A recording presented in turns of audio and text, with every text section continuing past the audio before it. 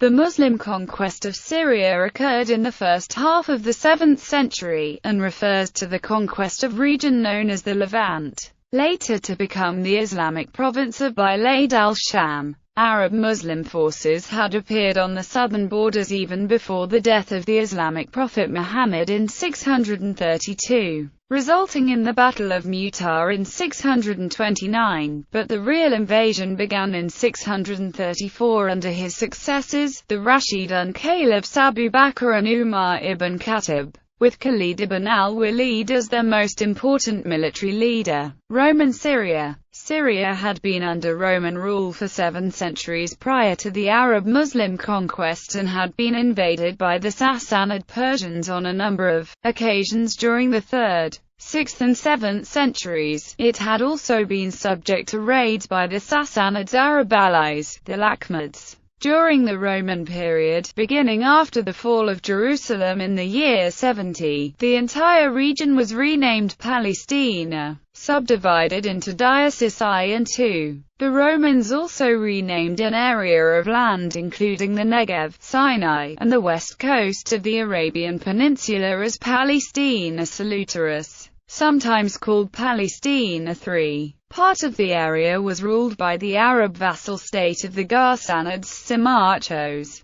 During the last of the Roman-Persian wars, beginning in 603, the Persians under Khosrau II had succeeded in occupying Syria, Palestine and Egypt for over a decade before being forced by the victories of Heraclius to conclude the peace of 628. Thus, on the eve of the Muslim conquest, the Romans were still in the process of rebuilding their authority in these territories, which in some areas had been lost to them for almost 20 years. Politically, the Syrian region consisted of 2 provinces. Syria proper stretched from Antioch and Aleppo in the north to the top of the Dead Sea. To the west and south of the Dead Sea lay the province of Palestine. Syria was mostly a Syriac and Hellenized land with some Jewish presence and with a partly Arab population, especially in its eastern and southern parts. The Syriac Christians, Jews and Arabs had been there since pre-Roman times,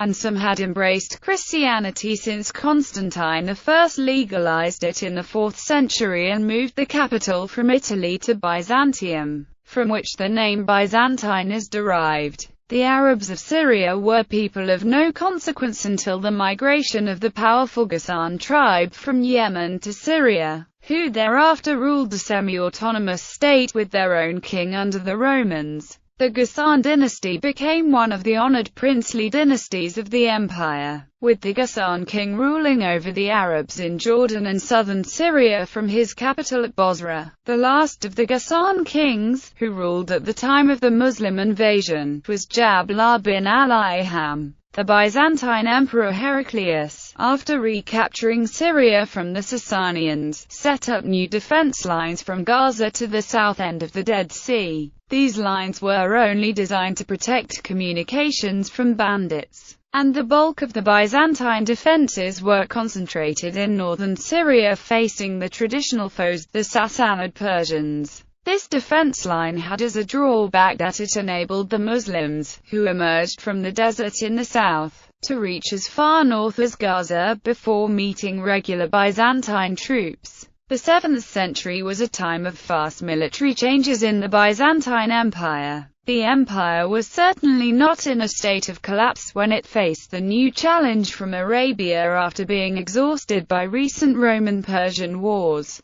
but failed completely to tackle the challenge effectively. Rise of Caliphate. Muhammad died in June 632, and Abu Bakr was appointed caliph and political successor at Medina. Soon after Abu Bakr's succession, several Arab tribes revolted against him in the Ridda Wars. The campaign of the apostasy was fought and completed during the 11th year of the Hijri. The year 12 Hijri dawned on the 18th of March 633, with Arabia united under the central authority of the Caliphate Medina. Whether Abu Bakr intended a full-out imperial conquest or not is hard to say. He did, however, set in motion a historical trajectory that in just a few short decades would lead to one of the largest empires in history. starting with a confrontation with the Persian Empire under the general Khalid ibn al-Walid. Expedition to Syria. After successful campaigns against the Sassanids and the ensuing conquest of Iraq, Khalid established his stronghold in Iraq. While engaged with Sassanid forces, confrontation also ensued with the Byzantine Arab clients, the Ghassanids.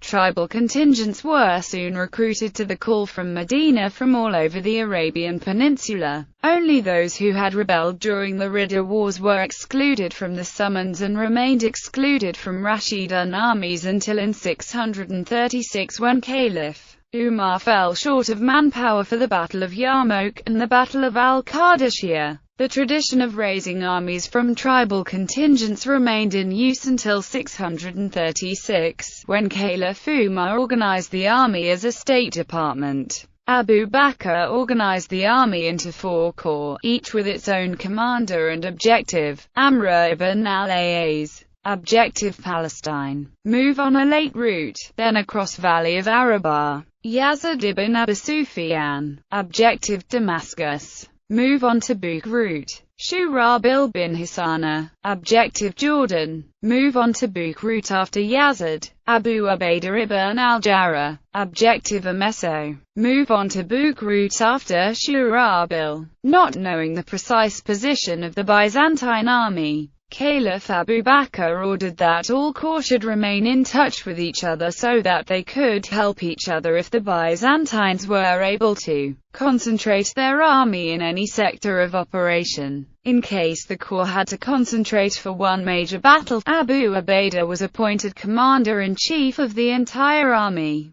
In the first week of April 634, the Muslim forces began to move from their camps outside Medina. The first to leave was Yazid's corps, followed by Shurabil, Abu Ubaidah and Amr, each a day's march from the other. Caliph Abu Bakr walked for a short distance by the side of each corps commander. His parting words, which he repeated to each of the corps commanders, were as follows: Muslim conquest of Syria. Moving to their assigned target beyond Tabuk, Yazid's corps made contact with a small Christian Arab force that was retreating after a skirmish with the Muslim advance guard, after which Yazid made for the Valley of Arabah, where it meets the southern end of the Dead Sea. As the main Byzantine defense line started from the coastal regions near Gaza, Yazid arrived at the Valley of Arabah at about the same time as Amr bin al-As reached too late. The 2 forward detachments sent by the Byzantine army to prevent the entry of Yazid's and Amr's corps, respectively, into Palestine, were easily defeated by them, though they did prevent the Rashidun forces from reaching their assigned objective. Abu Ubaidah and Shurabil, on the other hand, continued their march, and by early May 634 they reached the region between Bosra and Jabiah. The Emperor Heraclius, having received intelligence of the movements of the Muslim armies from his Arab clients, began to plan countermeasures. Upon Heraclius' orders, Byzantine forces from different garrisons in the north started moving together at Ijnadin.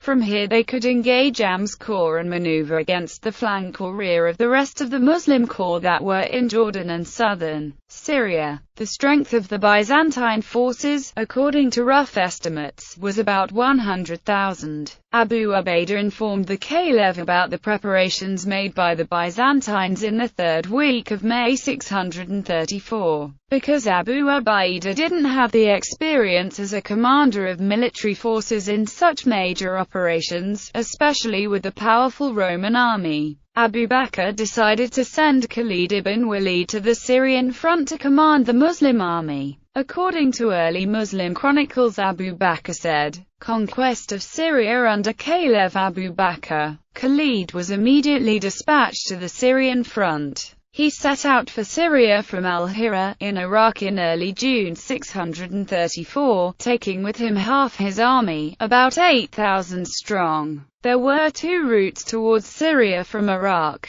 One was via Dormat el-Jandal, and the other was through Mesopotamia, passing through Araqah. The Muslim armies in Syria were in need of urgent reinforcement, so Khalid avoided the conventional route to Syria via Dormat el-Jandal, as it was the longer route, and would take weeks to reach Syria. Khalid avoided the Mesopotamia's route because of the presence of Roman garrisons in northern Syria and Mesopotamia. To engage them at a time when Muslim armies were being outflanked in Syria was not a wise idea. Khalid selected a shorter route to Syria, an unconventional route passing through the Syrian desert. He boldly marched his armies through the desert. It is recorded that his soldiers marched for 2 days without a single drop of water, before reaching a pre-decided water source at an oasis. Khalid thus entered northern Syria and caught the Byzantines at their right flank. According to modern historians, it was this ingenious strategic maneuver of Khalid, his perilous march through the desert and appearing at the northeastern front of the Byzantines while they were occupied in tackling the Muslim armies in southern Syria, that unhinged the Byzantine defenses in Syria. Conquest of southern Syria, Sawa, Arak, and the historical city of Tadmur were first to fall to Khalid. Sukna, Al-Qaryatain and Hamarin were captured after the Battle of Qartin and the Battle of Hamarin. After dealing with all these cities, Khalid moved towards Damascus, passing through a mountain pass which is now known as Sanita al-Uqab after the name of Khalid's army standard. From here he moved away from Damascus towards Bosra, the capital of Ghassanid Arab Kingdom, a vassal of the Eastern Roman Empire. He ordered other Muslim commanders to concentrate their armies, still near the Syrian-Arabian border at Bosra. At Marj al-Rahab, Khalid defeated a Ghassanid army of Christian Arabs in a quick battle, called the Battle of Marj al-Rahit. Meanwhile, Abu Ubaidah ibn al-Jarrah, the supreme commander of the Muslim armies in Syria, had ordered Shurabil ibn Hassan to attack Bosra. The latter laid siege of Bosra with his small army of 4,000 men. The Roman and Ghassanid Arab garrison, noticing that this might be the advance guard of the larger Muslim army to come, decided to attack and destroy Shurabil's army. They came out of the fortified city and attacked Shurabil, surrounding him from all sides. Khalid reached the arena with his advance guard cavalry and saved the day for Shurabil. The combined forces of Khalid, Shurabil and Abu Ubaidah then laid siege to the city of Bosra, which surrendered sometime in mid-July 634. This effectively ended the Ghassanid dynasty. Here Khalid took over the command of the Muslim armies in Syria from Abu Ubaidah, according to the instructions of the Caliph. Massive Byzantine armies were concentrating at Ajnadain to push the invading armies back to the desert. Early Muslim sources have mentioned its size to be 90,000, while most of the modern historians doubt the figures, but consider this battle to be the key that broke the Byzantine power in Syria. According to the instructions of Khalid, all Muslim corps concentrated at Ajnadain, where they fought a decisive battle against the Byzantines on the 30th of July 634. The defeat of the Byzantines at the Battle of Ajnadain left Syria vulnerable to the Muslim invaders.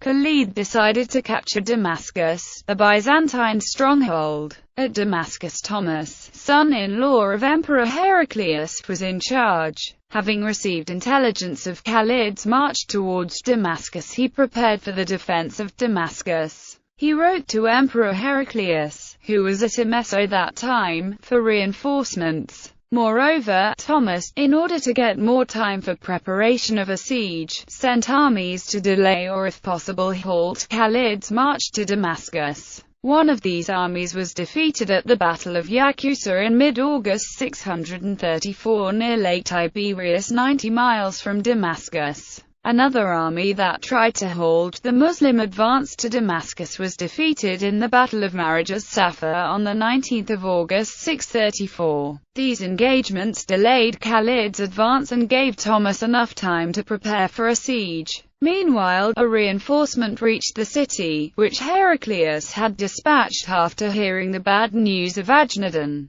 But before another regiment of Heraclius could reach Damascus, Khalid had already laid siege to Damascus. Khalid reached Damascus the 20th of August and besieged the city. To isolate the city from the rest of the region, Khalid placed detachments south on the road to Palestine and in the north at the Damascus-Amesso route, and several other smaller detachments on routes towards Damascus. Heraclius' reinforcement was intercepted and routed at the Battle of Sanita al-Uqab 20 miles from Damascus. Khalid's forces withstood 3 Roman sallies that tried to break the siege. Khalid finally attacked and conquered Damascus on the 18th of September 634 after a 30 days siege, although according to some sources the siege lasted for 4 or 6 months. Heraclius, having received the news of the fall of Damascus, left for Antioch from Emesa. A peace agreement was made.